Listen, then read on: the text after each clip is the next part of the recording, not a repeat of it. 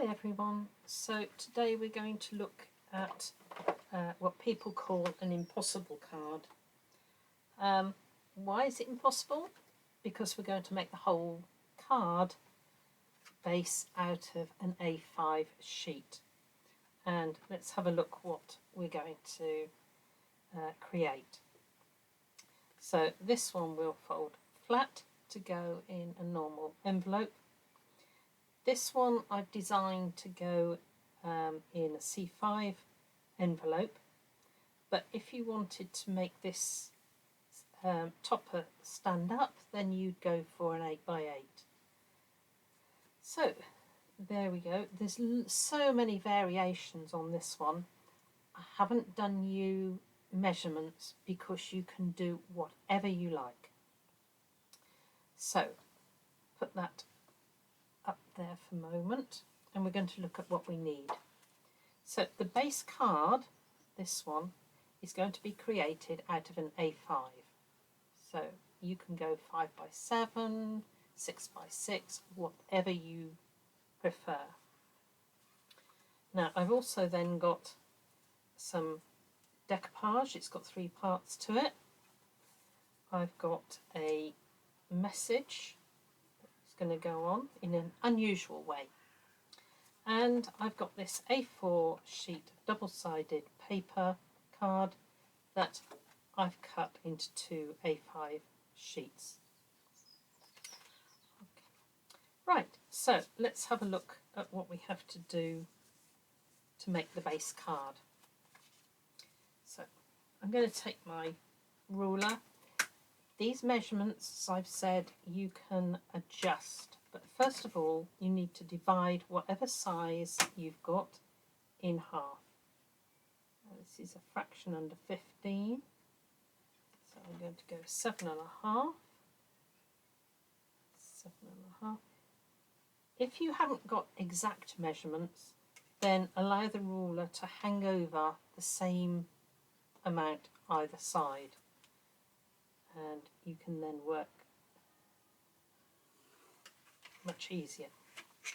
Okay, so on this top half, we're going to divide that into half. So I've got 21, so I'm going 10.5. Now I'm going to rule down to the centre line. To there. On this one, I'm going to make some side panels like this, but they can be any measurement you want. So we're going to take a piece off there, and we're going to take a piece off there. This will be for my topper, and these pieces will form the sides. So what we're going to do now is to score one line. Put that up to one side. All we're going to do is to score the line between this point here and this point. So you don't have to struggle. Put your tool in and it should find the groove. That's all the scoring we have to do on this card. So now we need to cut the 3 lines that we've drawn. So I'm cutting this one down to the centre score line, turn it round, cut down to the centre score line, and again. You can buy an expensive die to do this for you, but look how quickly we've achieved this. So it doesn't matter which side you do, but we're going to twist one side.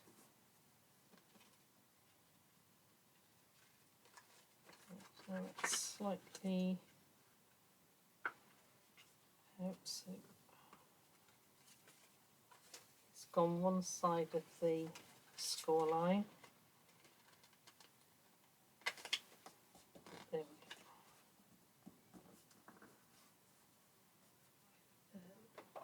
go.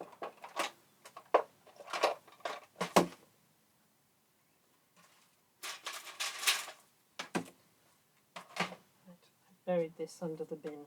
So there we go. So bend it backwards and forwards. There is our basic card. Right, now we need to decorate. So first of all, you can rub out any of your pencil lines.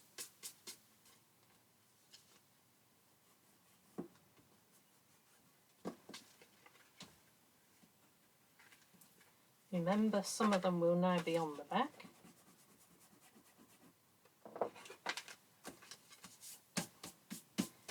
Okay, I want to show you some samples to show you where you can go with this. So, number one, let's bring in this one. Now, how you arrange the panels is entirely up to you. If you take a look, here is our hole that we've got, and on this one I've put a large panel over this bit and matched it to here, and I've put a small panel on the opposite corners. Okay, so that has reinforced this hole. Okay. If we bring in the next one, what I've done with this one is I've put a whole sheet on the back which has filled the two holes. Now that has made a much sturdier card. Okay. This one, I've done two long panels at the side, two short panels here, but to make the card rigid, I've put a ribbon banner across here, and that way it can't move. So it's not really possible for me to give you measurements, because we measure as we go according to what card you want to make. Okay. So I'm going to put those to one side for the moment. And I think what I'm going to do on this one is I'm going to put one card completely behind. Okay. So I'm going to turn it over and I'm going to glue the two L-shaped pieces. Now I'm going to use a wet glue because I want to have a tiny bit of wiggle room. So I'm going to slide that into place there. And this piece I need to just wiggle slightly to make sure that it's at right angles to all the rest. Because with these pieces missing, you can skew with a bit. So do make sure that that is moved round, and just while that goes off a second, I'm just going to pop a couple of clips to just keep it exactly where I want it. There we go. So that will be dry while we're working on it. Right, we need to decide how we're going to do the panels. So I think I'm going to go for I think we'll go for this one, which I've used a square panel here, and two small ones here, because this is going to be part of our design. Okay, so if we measure what we have here, that is 10.5 by 7.5. So I am going to cut 10 by 7 for this piece here. So I'm going to come in and I'm going to cut 10 centimetres down and 2 lots of 7.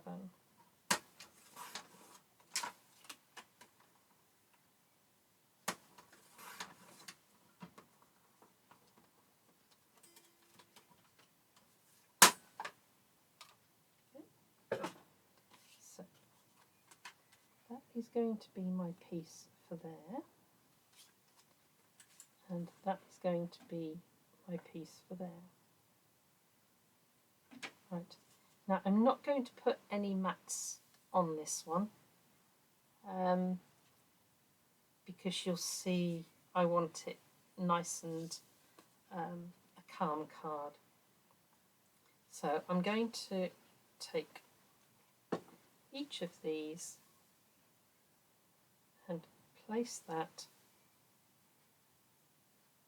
on there. I need to remove that.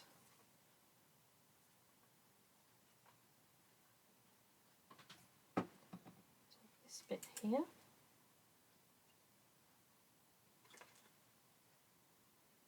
And I'm putting that on there. Okay, so I've got this decorated already. This piece I want 2 small panels. So it's 5 by 7.5.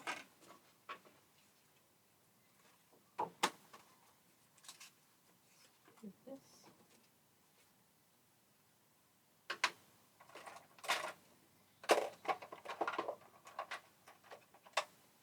So this bit here is 5 by 7.5. So my piece is going to be 4.5 by 7.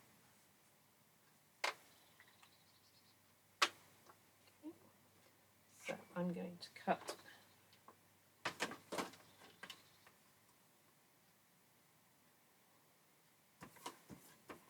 to be that way to get the most out of it.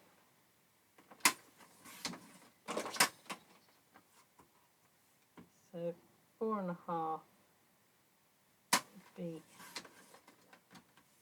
doubled at 9. So I've now got 2 pieces. So at any point I could have had some of these with the pale pink that is on the back. But I'm using this pale pink showing through. Now I need to lift that one off. And so there is my card already. Now we're left with this piece here, and I've got this piece left over here, but I think I'm going to turn that so I'm having it that way. So this measures 11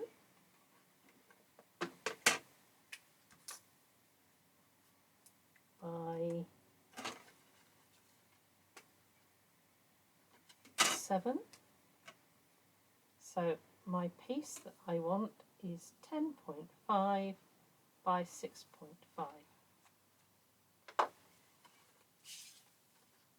So I'm going back in with this, and I want 10.5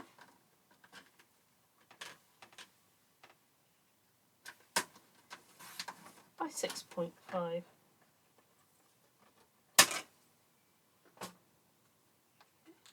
That is my piece on there, and allowing myself just a little bit all the way round. I'm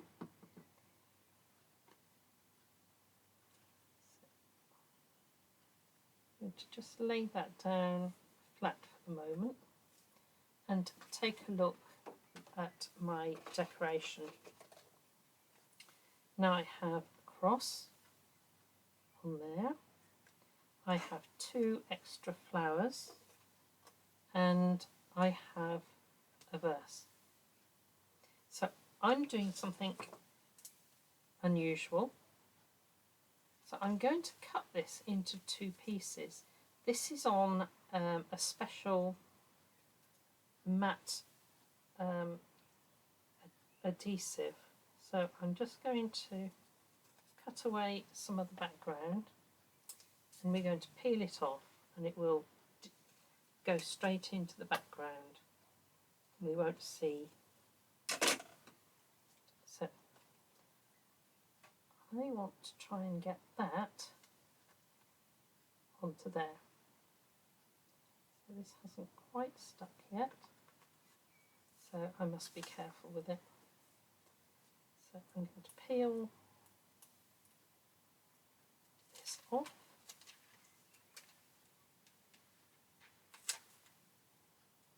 And I'm going to put it up in that top corner. I'm going to hold that in place, take the end of my scissors and just burnish it down. Okay. Who knows what miracles you can achieve when you are willing to simply believe. So I'm going to put that down this corner and again burnish it down. Your words should be an important part of your card, not trying to just fit them in when you've just decorated. You need to think of the whole lot. So I am going to have this one. Remember that you can add it to any part of this. It doesn't matter if it overhangs. If I choose to have it further up, then I'm going to have a slightly bigger envelope, but that's okay. Now, if I put that there, it's going to interfere with the wording. So what I'm going to do is I'm just going to trim the bottom of the cross there, so it's going to now fit just down from my wording, and I'm only sticking on half of the cross because I want it sticking out slightly from there. So it's going to add a bit of interest on the shaping. And I've now got 2 flowers here. So I think I'm going to add one down here. So I'm going to bring that, I'm going to just take off. That's better. Now, if there's any of the bits that you cut off, don't think that they're lost completely, because I'm going to put that on there, and if I can find the leaf that I've just cut off,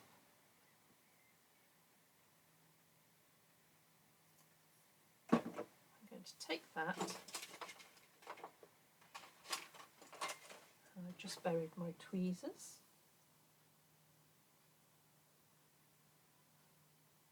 So I can now put that back in behind. So where it was sticking out the bottom, I've now just moved it round. I can still use it.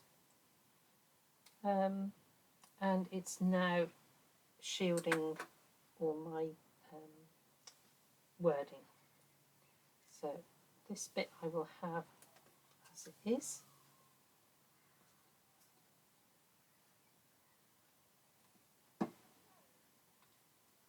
And I'm just going to have it breaking this line here. Okay, so when somebody receives it, it will be flat in your envelope like that. And when they just bring that up, it will stand, and it is beautiful. Okay, so let's go back and have a look at, say, some of the other bits. So you can see where I've put the backing piece in. This is blank on this one, but to steady it I've put these two strips across. So that is now a firm card. Instead of having a large panel in the two corners and a small panel in the two corners, I've got two long panels and I've got two small panels. This one, again, I've put a piece underneath to make it really sturdy. I've got two large squares, two small squares, and I had a bit left over and I've chopped it in half and just pulled it out. So that's made another interesting way of using your scraps. And let's bring this one in. So this one, I have put a panel across joining the two bits where that gap is. I've used a small panel, two corners, and this front piece I've put a large panel over to hold that. So that is called an impossible card, and it is made out of one A5 card, for one A5 piece for your base, and I've used an A4 and got all of my decorations out of it. Okay, so have fun with your impossible card. I'd love to see some of the samples that you do, and God bless you. Enjoy your crafting.